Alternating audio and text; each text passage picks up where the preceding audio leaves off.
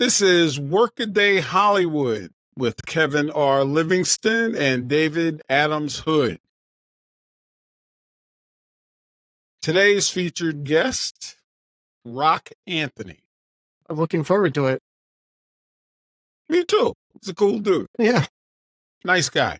Tall. And from Connecticut and Maine. So Right.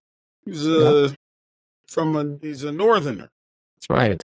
He's from New England, like me. New England. Rock, how you doing? I'm good, man. How you guys doing? Nice to see you. It's been a long time, Kevin. We're good. Yes, it has, sir. And my cohort, David Hood, Rock Anthony. Hi, David. That's right. Nice to meet you. Hi, Rock. All right. Nice to face meet you. Anyway, my dog is being needy. Go lay down, Emmett. Well, modern technology. So, how have you been? I mean, the show's about working actors and Hollywood. So, how has Hollywood been for you? Shit. It's been no. It's the last 4 years. I mean, since the pandemic, it's just been. I mean, to be frank, a nightmare. It's sucked. It's auditions are less than they used to be. It's like I was kind of telling you before. It's like right before the pandemic happened, like the week of the pandemic starting, I was testing for a CBS show. I was up for a Broadway musical. I was up for a fucking Denzel Washington movie. Like all these things I was super close on. Like all this crazy shit going on. And then pandemic happened, shut it all down, lost all of it because of the pandemic. Changed teams during the pandemic because I went through some drama with that. And it's been hard to find my footing again because the auditions aren't as frequent as I would like, even though I've done big things in the past and I've done starred in films and been on TV shows, and it's still a struggle just to like get good opportunities within the last 4 years specifically. So it's been a kind of a mind fuck really, because it's trying to figure out how to be excited for this industry still, because it's changed so much. Like it's like we still aren't even doing in-person auditions. We're 4 years into this pandemic. We're still doing Zoom auditions. We're still doing self tapes. We're still like it's the personal touches that I used to enjoy about this industry have kind of gone away. Like the exciting part about as much as every actor can attest is like you kind of hate the audition process, but after not doing it for 4 years, you really start to miss the normalcy. Like you miss that having the energy of going into a room, and feeling the vibe and seeing people's faces light up, or at least even know if you're just fucking doing something right. Like it's really tough when you get an audition for like a guest star role or something, and they just send you like a couple lines of just like, oh, here's your character breakdown. This is the character. Go ahead. And you're like, am I doing it right? You get like, and that's what kind of sucks right now is like, you just kind of send your videos off into the void and you don't even know if it's being seen or if they're liking what you did, if you were completely off the mark, if you were, yeah. So, I mean, to answer your question, it's been shitty. The last 4 years have been shitty. I'm not going to lie. It's been tough. Right. Yeah, that's something I always wonder about with the self tapes is how much of it. I mean, obviously the work is the work, and it shows every time, right? But the quality of your video, your ability to lighting, and all the other kind of variations that are going to exist between one actor and another submitting their tape seems like that's a kind of a factor that you don't know. Yeah, no, it sucks. It's like, if you don't have money in this industry, like if you're not able to support yourself, this industry is really hard right now.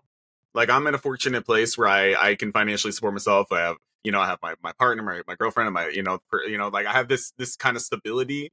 And, I've been doing the streaming thing on Twitch the last few years over the pandemic. And so I have nice camera equipment, nice audio, nice lighting, like, like the fact that I'm able to do Zoom auditions and to do it with high quality is rare. But like I also have times where I'll be so strapped for like finding a reader. Like it sucks that you have to be for every audition. Like you have to be the camera guy, you got to be the boom operator, you got to be the lighting guy, you got to find your reader, you got to like, there's just all this unnecessary shit that you never had to do before. You just had to do the work, mentally prepare, and be ready in character. Go in and just present what you prepared for them, and then just fucking leave. You know what I mean? Like, and now you have these like self-tape offices now too, where you just go, you pay, $50 for like a half an hour, which is, a rip off for somebody to just read with you. And it's like, but that's what I was doing for like the first couple years of the pandemic. I don't do it as much anymore. Maybe on a rare occasion, I'll go and still do a self-tape at one of these offices, but it's just the demand on the actor right now is very unfair. Like it's it's hard enough preparing for these roles, and sometimes when they send you 10 pages of dialogue and they want to see that shit tomorrow, like you're already working your ass off on that, and then to also have to be the tech people and do shit, and I don't know, it's just, and then doing Zoom auditions, and which never, it's, auditions already don't feel natural as it is, and now you're having to do it to a fucking person's face on one of your monitors. Like, I don't know, it's just the excitement in this industry, I'm having a hard time finding it again. Like I used to love certain aspects of this industry, even when shit sucked and, opportunities weren't coming as frequent, or, at least you still had that like exciting moment of being able to present a piece of art that you prepared for them, now you don't know what's happening with it. Like you can do 20 self-tapes in a month and not hear a fucking thing. Whereas that is so weird for me, because like usually that's funny. Like usually I would go and, do an audition, and I would get emails from the casting directors, like to my team, being like, oh, we fucking loved Rock. He did this great. Like, here's what, or if I wasn't even right for the role, they'd be like, this isn't for him, but we fucking love him. We're going to keep it. Like, I would at least get shit like that. Like now it's just crickets. It's, yeah. See, you covered a question that I had, right, about the self-tapes and being in the same room with the showrunner, where you're doing a character one way and they can give you notes. You can't do any of that anymore. Yeah, exactly. And the other thing that you mentioned that makes sense is whenever you have an audition, you got to go find people to help you do it. Yeah, exactly. It's ridiculous. Well, that's just not our job. That's what I'm saying. It's just like this. If I'm doing it at home, I would have to, call you and be like, hey, Kevin, can you get on a fucking Zoom with me and read this fucking shitty audition that I have for, you know what I mean? For like a co-star on some show that I even want to do. Right. Or like, that's why it's like, I even stopped doing, like, I did for a little bit because I'm with a really great commercial agency, and they sometimes will send me opportunities, even though I just don't like doing commercial auditions. But it's like, now I just completely stop them because the demand, even on that side, is obscene. Like, film and TV is one thing. Like, the limitations are actually not that bad as far as what they want you to do. But these commercials, man, they have the balls to ask you for, like, something where it's just like, you're going to be on camera for 1 second going like this. Like, that's it. That was all you would probably do in the commercial. But they want you to, like, do 5 different takes. They want you to do wardrobe changes. I've had people ask me, like, in these self-tapes during the pandemic, to go outside and record by my car. Like, fucking, like, I mean, just the most insane things for a job I don't want. I don't want to do commercials. I could care less about doing commercials. But it's like, and that's just for the first round. And then they still want to do callbacks, and they want you to do the same thing. I don't know. It's just, I just think the demand and stuff is just getting ridiculous. It's 4 years in, rent your fucking spaces again and let us come back in and audition. Like, because I feel like the magic of the industry is gone. It's like, you at least used to have that exciting feeling of being in front of, like, the casting directors and the producers and, the people you felt like you were at least leaving, like, an impression. You know what I mean? And it's now it's, yeah, you just like you said, I just send them off into the void, and I don't hear a fucking thing. I rarely, in the last 4 years, have gotten callbacks. Like, I'm talking rarely. And I used to get, like, my callback percentages were like probably like 50-50 before the pandemic. Now I'm lucky if I get a callback or hear a goddamn thing. Wow. Yeah, I don't see it going back, because it saves them so much money to not have those physical spaces anymore. Yeah. Right now, the Screen Unfortunately. Actors Guild is trying to kind of implement something, like, where they put it to the members to vote and all that stuff, to put restrictions on it, to basically force them to go back to fucking having their own offices and stop putting so much of the responsibility and the money that we're investing. That's the other thing. It's like, it's a money business. It's if you don't have money to spend, you're not going to do well in this industry right now. Like, because you just there's so much you have to have. Like, the only reason I have all this amazing stuff and the lightings and the cameras, and I got 3 monitors in front of me, I got all this shit, is just because I happened to like stumble into doing streaming during the pandemic. And so I've been just slowly upgrading my equipment and getting all this stuff. So it makes it easier when I have auditions, thankfully. But it's not fair to require, especially for, I don't know, for a first read, the stuff they want from you for like their first round audition. You know what I mean? Like, you guys are in this industry. Like, it's like, sometimes it's the first of like 5 fucking rounds you're going to do for something, And it's like, so it's like to require you to just, because again, the callbacks I've had, they basically require you to just like do all the same shit again, just with somebody on a monitor. I don't know.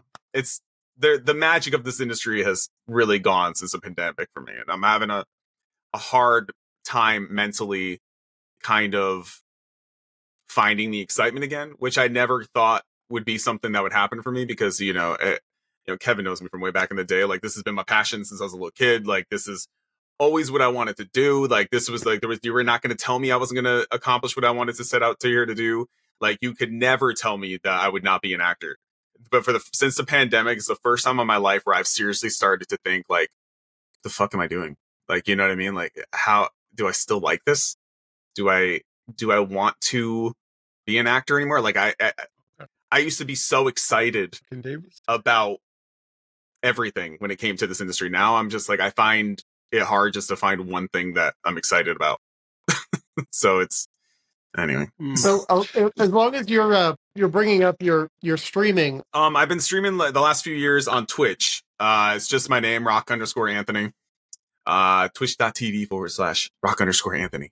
But I've been doing that for a while, and it kind of like something again I never thought I would do, because I'm not a social media person. I was talking to Kevin about this a little bit like when we were talking the other day. I'm not a social media person. I've always hated social media, but it's like during the pandemic, it was kind of forced upon me to kind of like do something creative, and I was like, I need to do something. And once I figured out, like, I liked watching people stream, and I love gaming. I'm a massive gaming nerd, if you couldn't tell. And so I was like, let's see if something will happen from this. My little, F-list celebrity status, maybe, people will want to see me hang out and play video games, and it has worked. We have quite a big audience on there now, and a good group of people. Shout out to the Shamrock Squad. That's what they call themselves.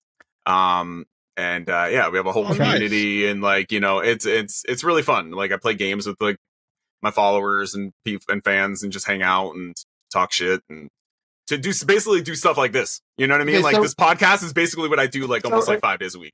Assume you're talking to 2 old men, and we don't really know 100% what Twitch is or what it's about, and we're not really sure what you're doing on Twitch other than playing video games. Is that it? This is like, I'll like you see the visual that you have right here of me, like with the square. This is what you see, like, if you tune into my stream. I'm sitting here with my mic.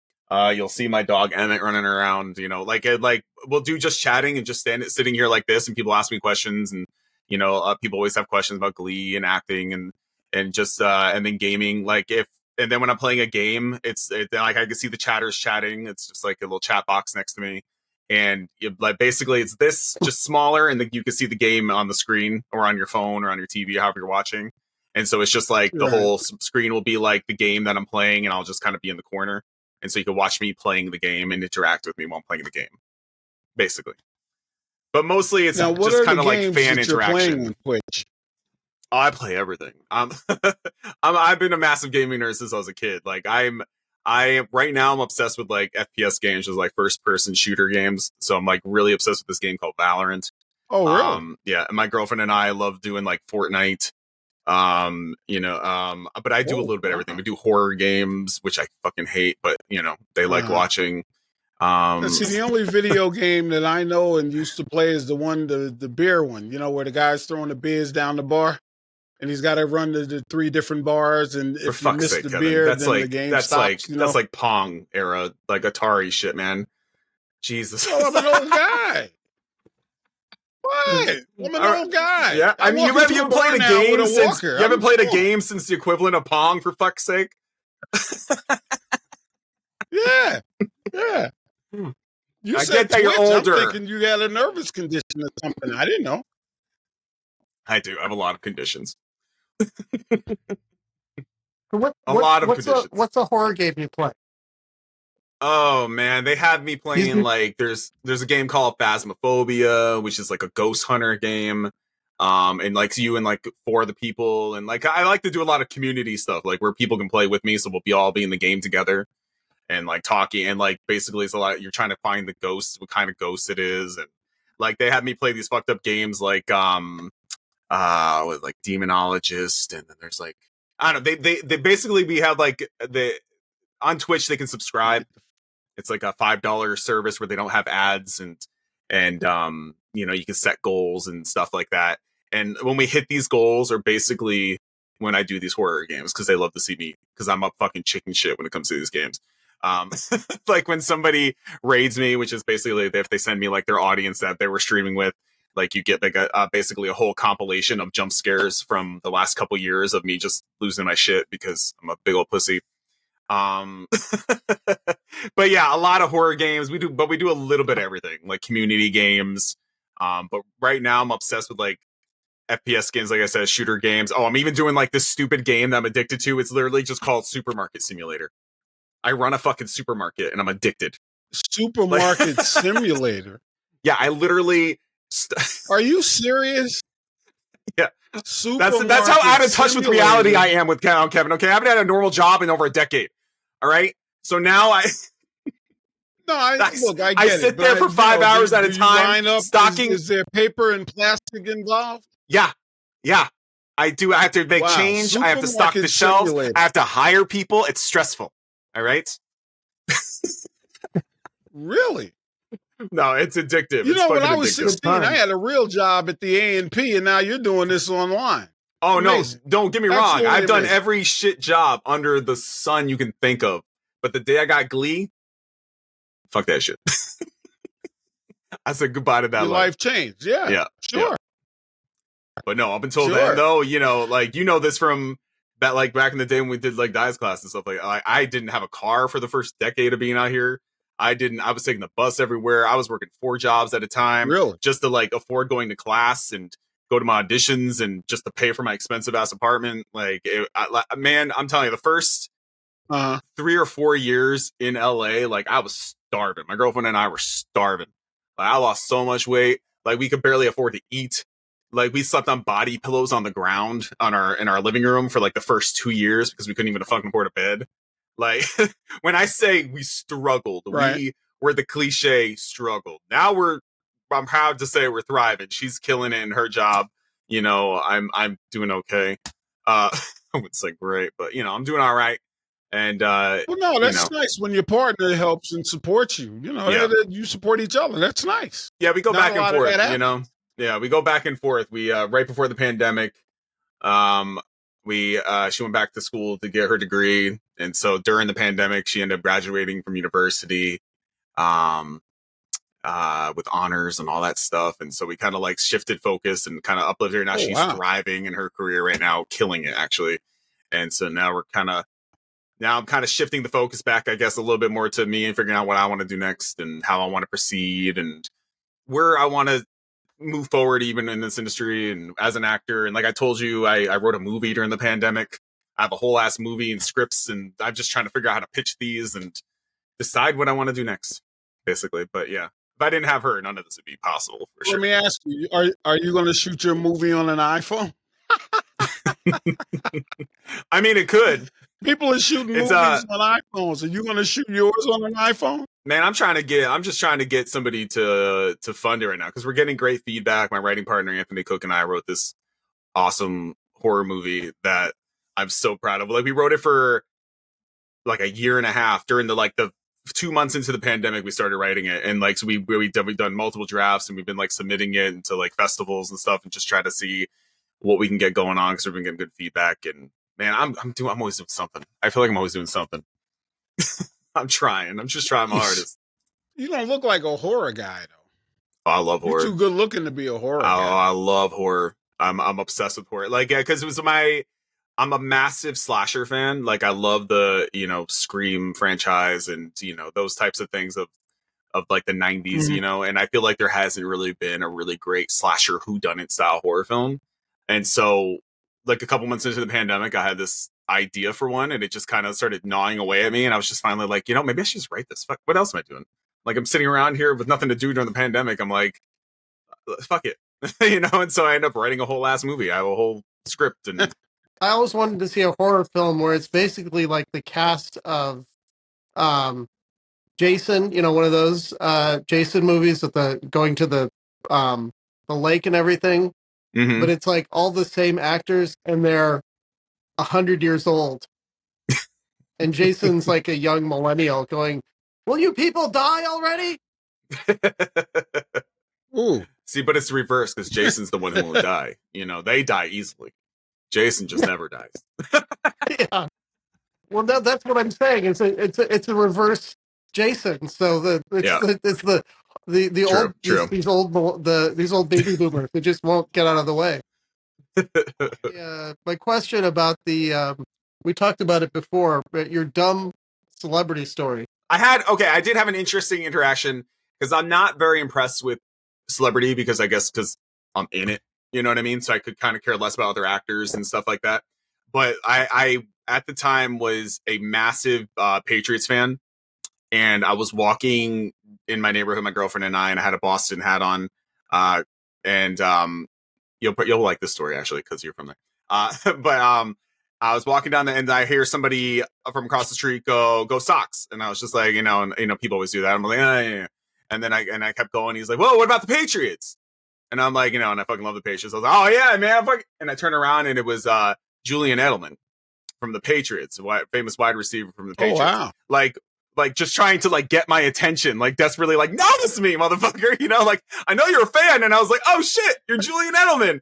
And we talked and, talked about the industry and took some photos. And there, it turns out he knew like what shows I had been on. And like, we just kind of had like a cool conversation. And that's like one of the few times I've actually fangirled, because like, I was like a genuine fan of his, like, cause he's, the sports world as opposed to, fucking an actor. And you're like tall. You dwarfed him, right? Oh yeah. I posted the photo that I took with him. I look like a monster next to him. Like, like, because to me, like when I watch him on TV, he's like a Greek god, and I'm like, this guy's the most fit person. Yeah, he's like, I don't know how tall he is, maybe 5'8", 5'9", and I'm 6'3", so I look like a monster next to him in the photo. He's short. I don't know if that was a dumb story, but it was a random funny interaction, I guess. No, that wasn't dumb enough. I was looking for a dumb one. Like, even more dumb? Like I tripped on my face and Julia Louis-Dreyfus, was laughing at me or something. I don't know. Mine are just embarrassing. All right, that's cool. No, I'm about to say I have an embarrassing one, but that was a pretty good one. Okay, I'm about to say if you want to hear the embarrassing one, I can tell you an embarrassing one. Okay, well, this was the very first extra gig that I ever did. I only did one extra gig when I moved to LA, and that's how I got my SAG card. I was on a movie called Freedom Riders starring Hilary Swank, and I was a featured extra, so I was like throughout the whole movie as one of the little preppy white boys. One day during shooting, it was a big kind of like mob crowd scene where this like a gun goes off, and anyway, and there's like hundreds of extras, and I hear one of the crew members running through the crowd going, "Where's Rock? Rock, we need Rock!" And I remember just being like, good looking for me, you know what I mean? Like, this is my moment. They're gonna like upgrade me. I'm gonna get a line. I'm gonna have I'm here. Well, and like he's like, we need you on set right now. And I'm like, oh my god.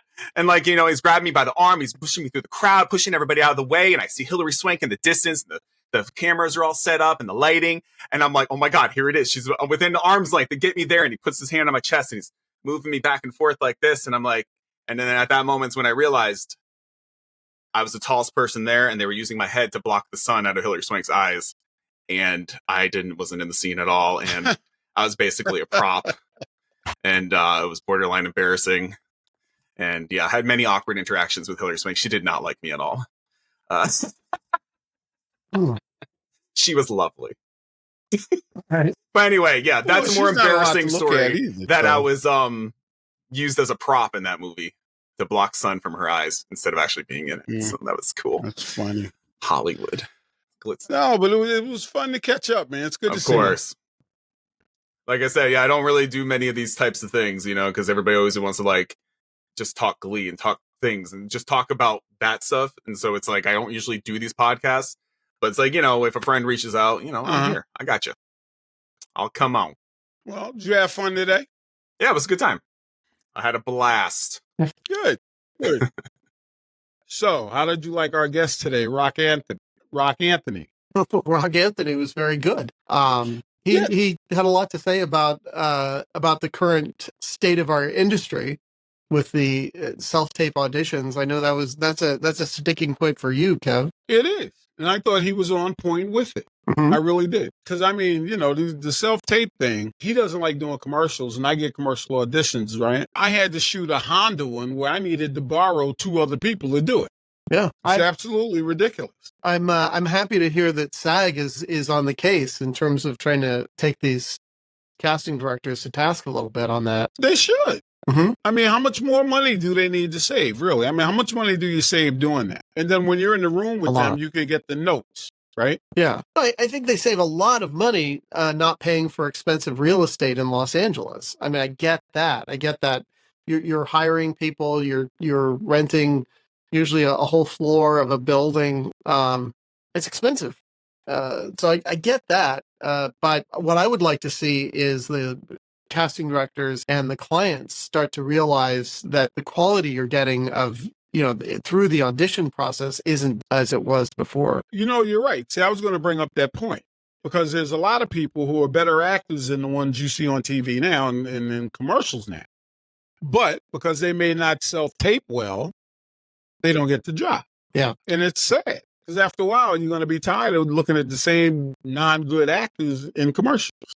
And that's always been the complaint I've heard from especially agency people when I've done commercials is they don't want to see the same people over and over again. They always want to find a new face. It was kind of a problem. I was in I think it was an AT&T spot, and I was in the wagon going back to Crafty or whatever with one of the agency people, and they were so excited to meet me. This is like halfway through my time being specifically a commercial actor in LA.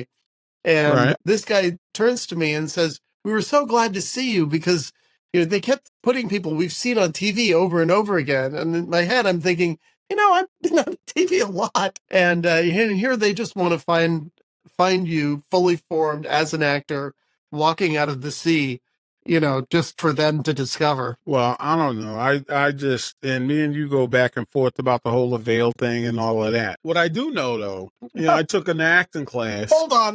Don't just throw that out there. There are processes. There like 1, 2 comes between 1 and 3. So number 1, you get that audition. Number 2, you get that callback. Number 3, you get an avail.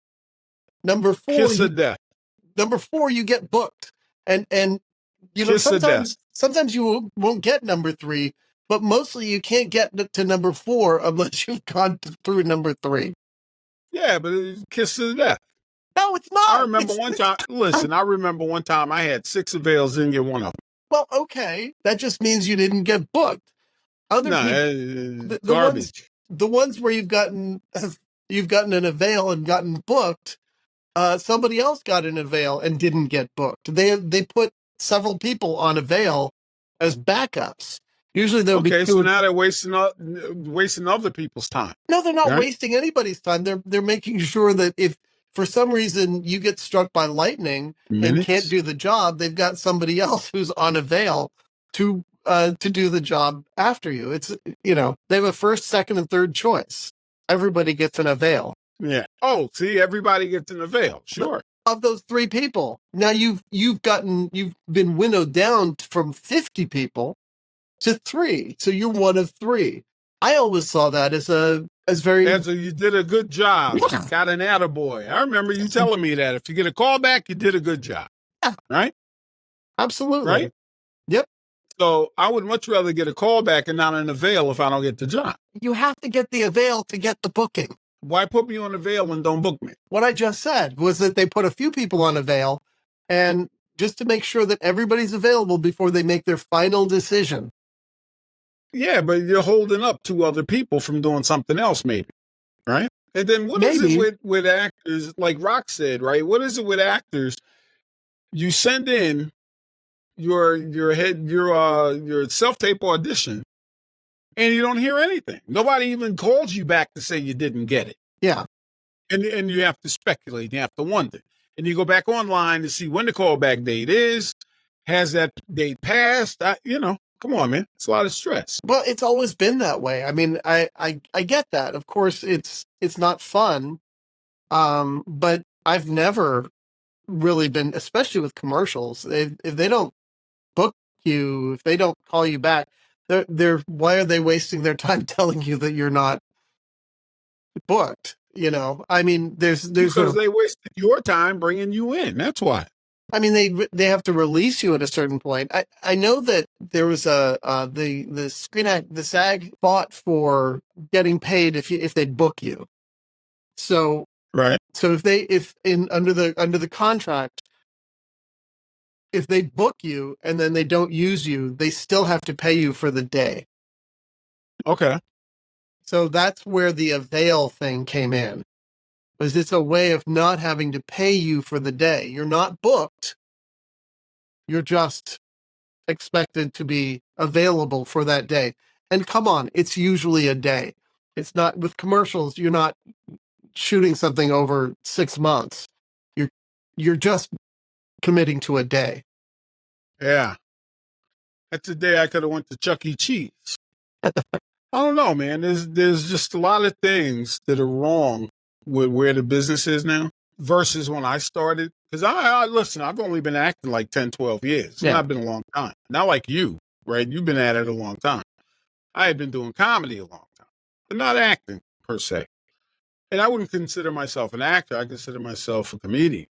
Yeah. But even so, even comics now are having a hard time. I remember when people were moving out here just to get a show. They'd have a day job because they couldn't go on the road anymore, right? So they do these day jobs and then they go audition for shows or they'll write a show. And if they had enough juice, get it on TV. I think those days are gone. With all the streaming platforms, they're gone. Well, all past days are gone. So, jeez, that was so profound. I mean, early 2000s. All past days are gone. How about that? So in 1999, I was when I moved to LA. And somewhere, I don't remember what year it was, but in the early 2000s, there was a big commercial strike.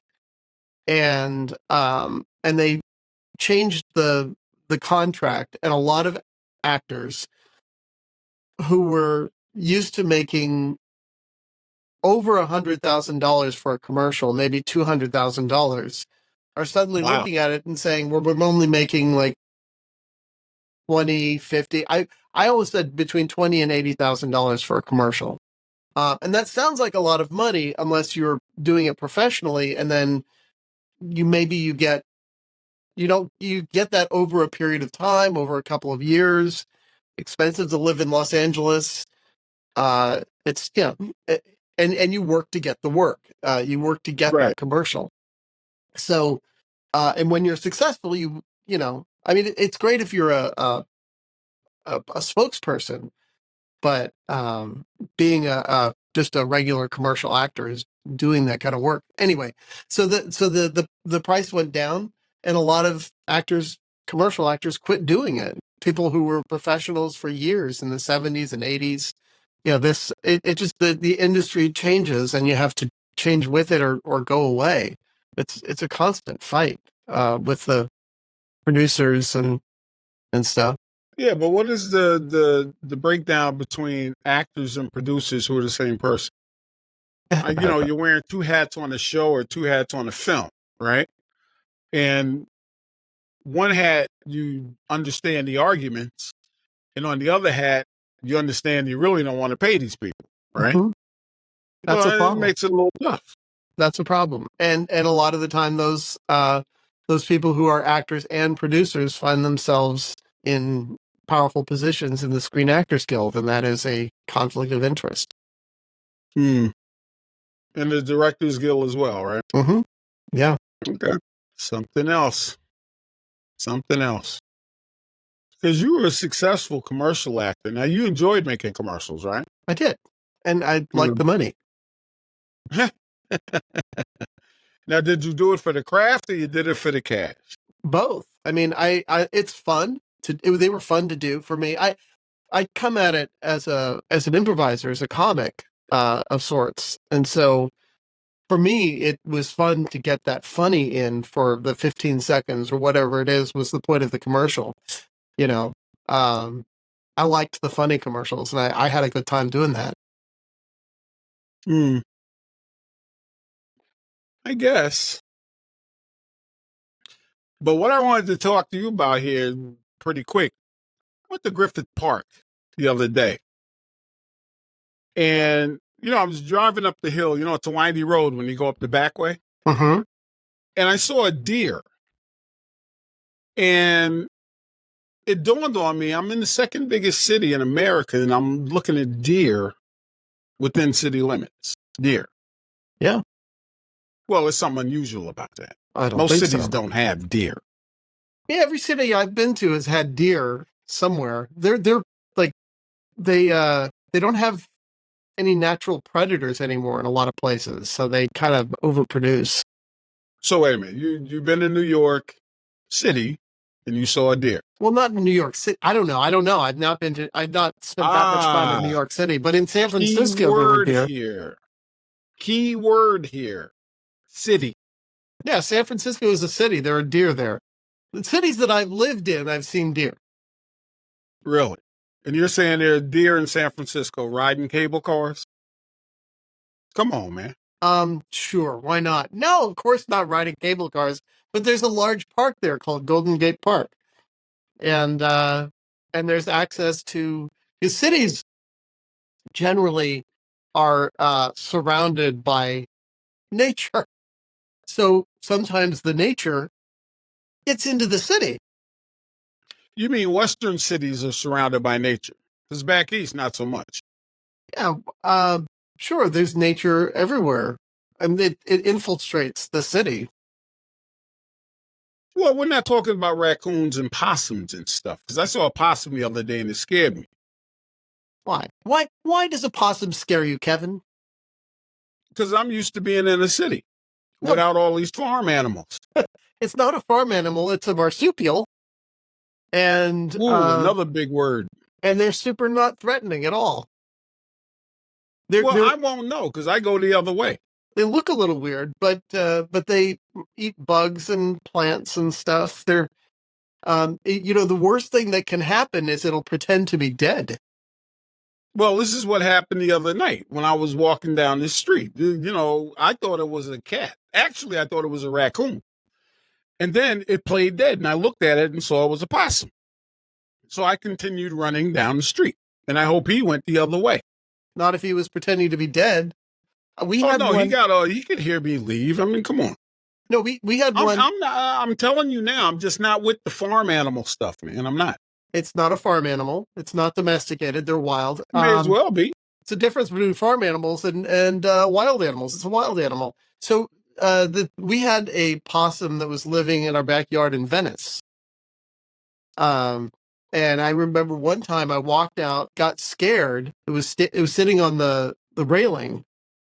And I mean, it was moving around until it saw me. It got scared. And then it stayed there for the next 9 hours playing dead. Did you go? All right. Now, let me ask you this. Did you go in and out of the house with it staying there? Seriously? Yeah. Were you feeding it at all? No, it was a dead animal. Why would I feed it?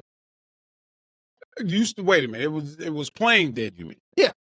But why would you feed a dead animal, playing or not? Why would you walk in and out of the door and leave it there? None of my business. It's doing fine there. I just let it kind of relax. On your porch, right? But it's on your porch, right? Yeah. See, this is what I mean. Now, when I say that you're from Davis, you don't seem to get it.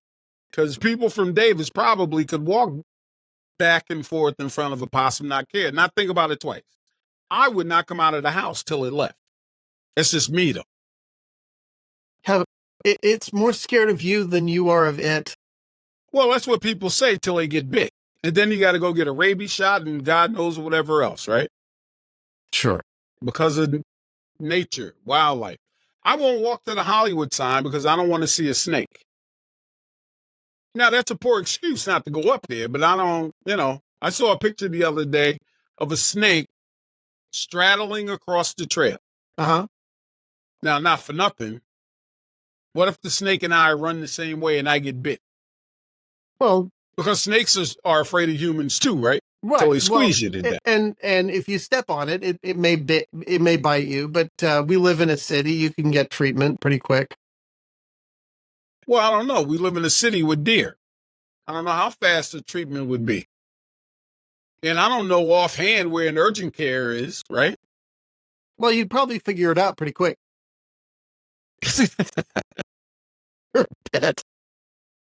Snakes are the reason I won't go to Australia. They got that one snake that bites you and in 2 steps you're dead, right?